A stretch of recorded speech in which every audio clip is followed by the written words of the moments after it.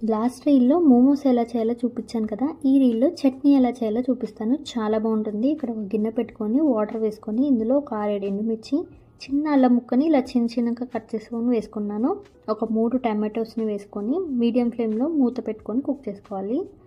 Tomatoes అనేవి బాగా మెత్తగా అయ్యి వాటర్ మొత్తం పోయి ఇలా దగ్గరకి అయ్యేంత వరకు కుక్ చేసుకోవాలి. ఇప్పుడు స్టవ్ ఆఫ్ చేసుకొని చల్లగైన తర్వాత మిక్సీ జార్‌లో వేసేసుకొని ఇలా ఫైన్‌గా పేస్ట్ చేసేసుకోవాలి. ఇప్పుడు ఇక్కడ ఒక ప్యాన్ పెట్టుకొని ఆయిల్ వేసుకొని ఇందులో ఒక 3 వెల్లుల్లిపాయలని చిన్న చిన్నగా కట్ చేసుకొని వేసుకున్నాను.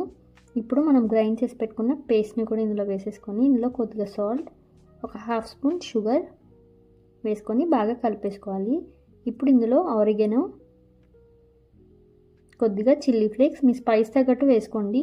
ఒక పించ్ డార్క్ సోయా సాస్, ఎక్కువ వేసుకోకూడదు, చాలా లైట్గా కొద్దిగా వేసుకొని బాగా కలిపేసుకుంటే మన మోమోస్ సాస్ రెడీ. చాలా బాగుంటుంది అండ్ ఇది ఫ్రిడ్జ్లో కూడా స్టోర్ చేసుకోవచ్చు ఈజీగా. ఎప్పుడు కావాలంటే అప్పుడు రెడీగా చేసేసుకోవచ్చు.